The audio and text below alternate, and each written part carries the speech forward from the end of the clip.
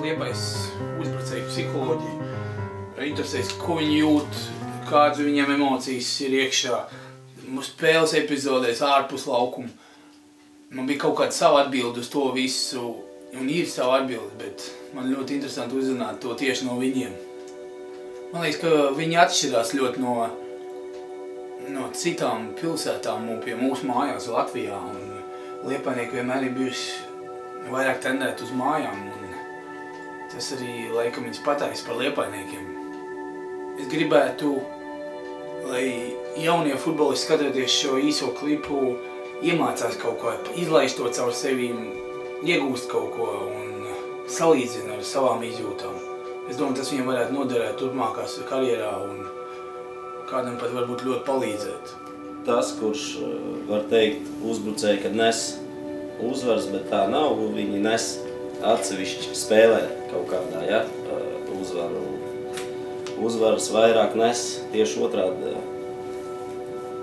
komandi, ja, aizsargi sadarbība, bet uzbrucēji tie, kas gūst vārds un vairāk skatītājs viņi atcerās.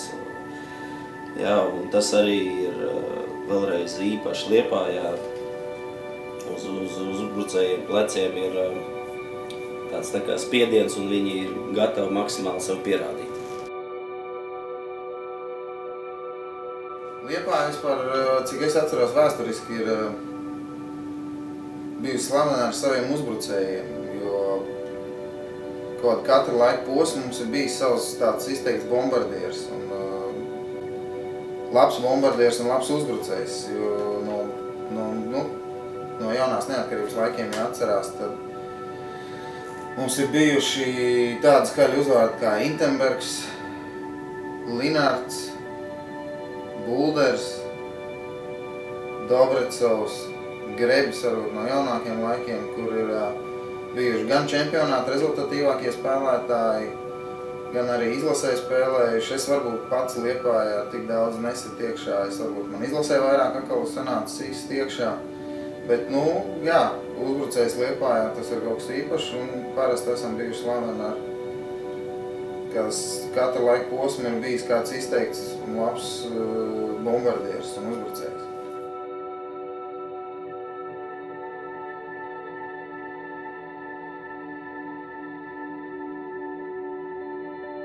Kā saka krieviem, tas ņuks ir, vajadzīgs ir, tā intuīcija, tas, protams, kaut kāds talants ir vajadzīgs,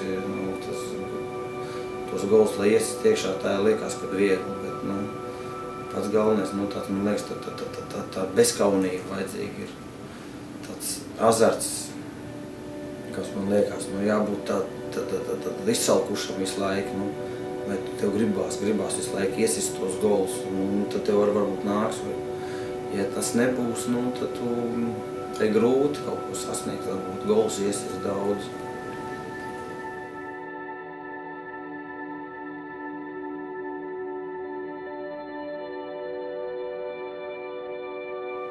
Man ir bijušas tādas situācijas, tagad atceros, tā uzbrucējiem, man liekas, tā ir vissliktākā sajūta, kāda var būt.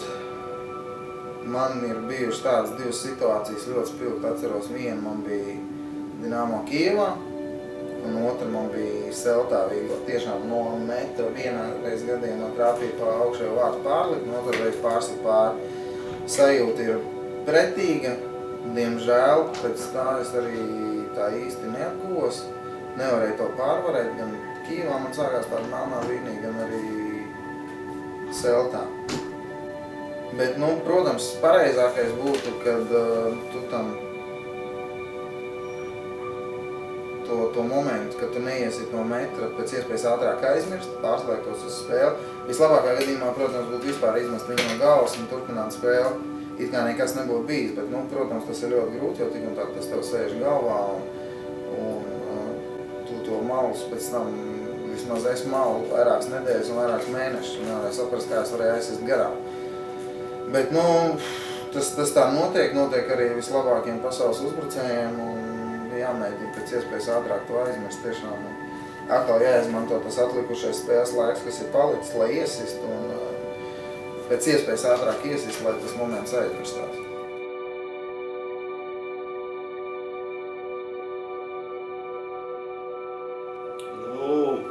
Viennozīmīgi man gribējās atbraucot jau vai atnākot uz stadionu, jā, pirms pašas spēles.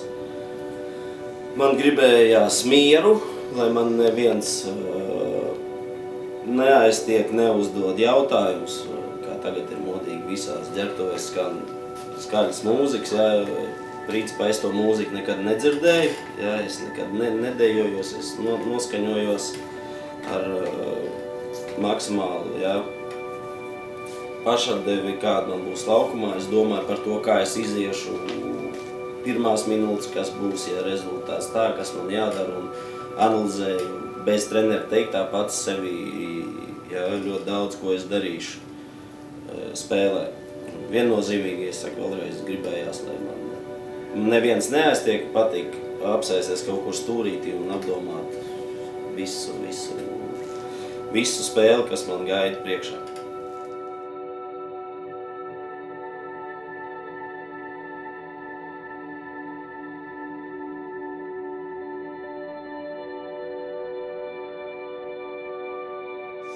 Atšķirās visi, kā uzbrucēji. Viktors ir īsts bombardieris, ja viņi fiziski dotu, viņam nekādi īpaši lielie nebija.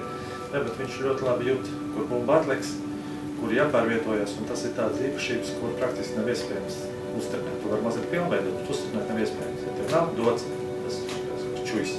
Ja, tad viņš arī, principā, nebūs, tu var kaut ko pilnveidot nedaudz, bet ietenēt viņu nav iespējams. Viņš vienmēr pamanījās būt tur, kur bumba it kā, kur viņai nevajadzētu nobūt. Tad viņš ir tur un viņš būs vārds, tāpēc viņš daudz vārds ir būs. Kristaps ir, arī bombardieru futbolists, jā, tāds, nevis kaut kāds izspēlē tur vai apvest kaut ko, driblmeistars kaut kāds, bet viņš arī sodlaukuma spēlētājs, kurš daudz vārds kūst ar galvu. Agrāk tikko, ka viņš sāk spēlēt, viņš nāca uz maiņu un ļoti, ļoti daudz vārds. Viņam ir arī tāds vārds klubē instinkts, viņam ir, un arī viņš ar galvu labi spēlē. Atrodas arī vienmēr īstajā vietā, tur, kur jābūt sodlaukumā. Tāpēc arī nosaukt tādu īstajā bombardieru. Māris nav bijis nekāda īpaši tāds vārtu, būvējis vārtu mašīna. Viņš ir tāds kustīgs tā kā ūdens zāle, viņš vairāk kustās pa labu, viņš ar apjomu, viņš ir laba fiziskā kondīcija, viņš daudz kustās. Spējas apspēlēt spēlētājs 1 pret 1, kas viņam ir ļoti izteikts, nav tā kā Kristapam Dokam Viktoram, varbūt tas tā nav tik labi attīstīts, jā, bet viņam tas tā nav tik vajadzīgs, jā, Mārš tomēr viņš spēlē pa visu labi, viņš spēlēs kaut pusvērš, kā uzbrucējs. Jā, ļoti labi spēja apspēlēt 1 pret 1, kā un daudz 11 metru sodu sitienus, tā kā ūdens zāle, tāds kustīgs lokā, grūti apstādāt 1 pret 2. 1 pret 1 viņš spēlē, tad viņš var ļoti labi apspēlēt.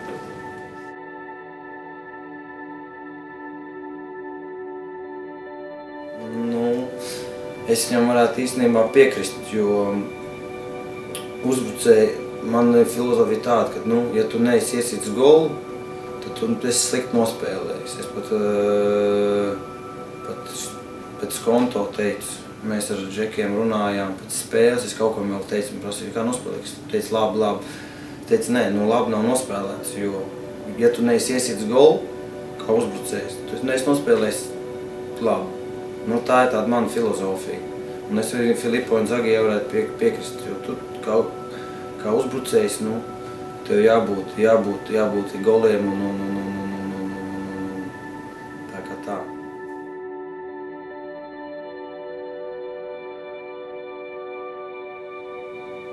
Vēl ir palikuši 20 minūtes, vēl viss var mainīties. Ir bijuši tādas situācijas, atceros arī vienā ļoti svarīgā spēlē, bija Grieķijā, mēs tieši ar Ergo Telis cīnījāmies par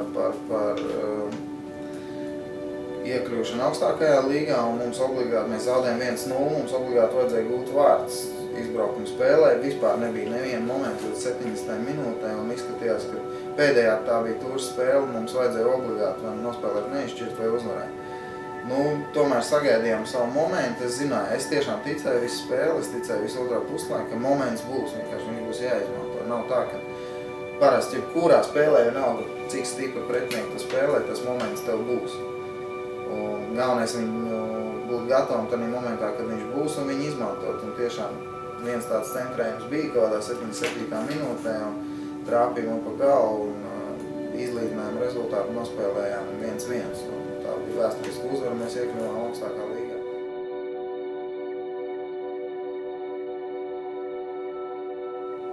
Protams, ir futbolistiem fiziski ir kritums gan ne tikai spēles laikā, viņš var būt kaut kādā laika posmā, kad saucamā futbolisti ir bedrē, jā, un katram ir ar to jācīnās. Kā darīju, teiksim, es vai atkal, ko es jau teicu, kad es gāju cauri visai spēlēji, plānoju savu spēli galvā, skaidrs, es zināju, ja es neesmu fiziski gatavs, kad mans viens no mērķiem, uzdevumiem bija ātrāk gūt vārtus, teiksim, pirmajās 15-20 minūtēs, bet izdarīt visu maksimāli, kas ir atkarīgs no manīm, lai tas palīdzētu komandai. Tas ir vai nodot piespēli viennozīmīgi vai gūt vārds. Ja? Ja es to varēju izdarīt, tad skaidrs jau kaut kur, kad komanda jau pārslēdzās pēc 1-0, 2-0, tas ir izdarīts ātri, jau ir drusku jau nav jābūt spiedienam, jau vairāk komandas sadarbība, un tu jau principā esi izdarījis. Tad arī var paslēpt kaut kur savu fizisko sagatavotību.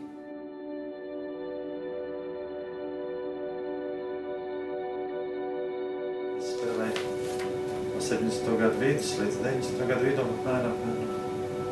Kā izmainījies futbols, kā arī uzbrucēji izmainījuši droši vien.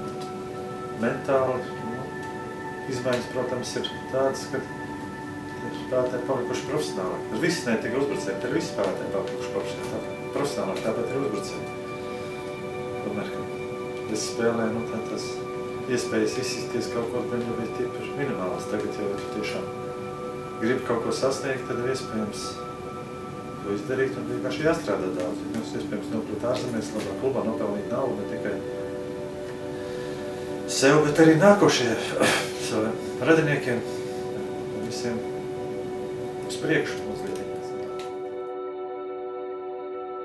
Jāstrādā daudz ir, kā es redzu, teiksim, pēc Liepājas, vairākas varētu, kas mums Liepājā tie uzbrucēji ir, vienmēr tādi labi uzbrucēji, visi ir, piemēram, vīruši bombardieri, tu redz, ka psiholoģija vairāk, es domāju, viņiem vairāk jāstrādā, protams, ir ļoti daudz jāstrādā individuāli, visu laiku ir jāstrādā.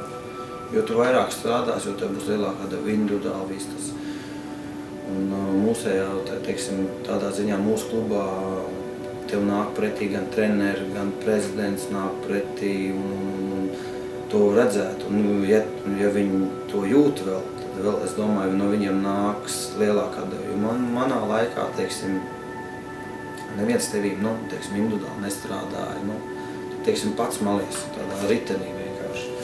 Un līdz ar to bija grūtāk. Tagad ir laika arī tāda, ka tu jāstāst par savu vietas uz zemītes. Tā. Katrā spēlē pat 3-4, lai tas nes prieku skatītājiem, komandai, ja, lai mums visiem būtu par ko runāt, par ko atcerēties. Un, principā, gribu novēlēt uzbrucējiem maksimāli trenēties katrā treniņā, katrā spēlē izlikties maksimāli un nedomāt, ka es esmu nogurs. Neviens cilvēks nav nogurs, viņš var būt nogurs, kad viņš mājā tikai guļ. Tā kā gribu novēlēt visiem veiksmi un maksimāli atdoties futbolā.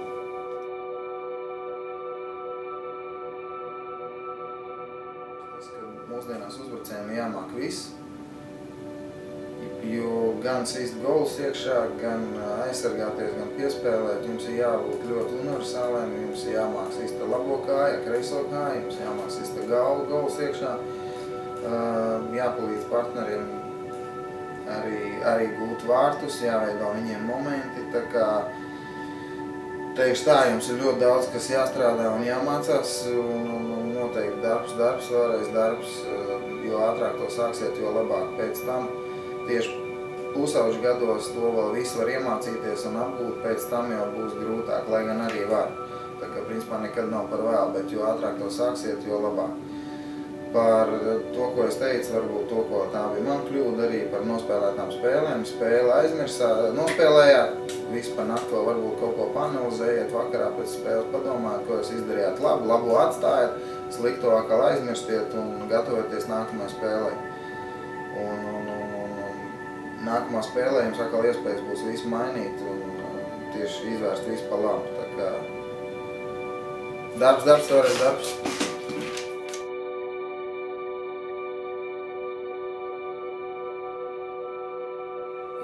Es domāju, ja Liepājnieki būtu ne tādi, kādi viņi ir, mēs par šo tēmu pat nerunātu. Es domāju, ka tāpēc tas ir interesanti, tāpēc mums ir kaut kas savs, tāpēc es gribu, lai tas paliek. Es gribu, lai viņi turpina progresēt un augt, bet lai paliek Liepājnieki. Tas būtu ideālākais variants, jā. Es domāju, futbolā ļoti liels procents ir cīņa pašam ar sevi. Pašam ar sevi, iekšēji, psiholoģiski, morāli, galvā. Es domāju, tā ir liela cīņa, dažreiz lielāka cīņa ar sevi nekā pretinieku. Un es domāju, tie, kas uzvar šo cīņu, ja, tie, kas atrod resursus sevī, tie, kas saprot sevi, tie ir iet tālāk. Tie arī var parādīt rezultātu, tie arī ir, kas spēlē šo spēles kaut kā.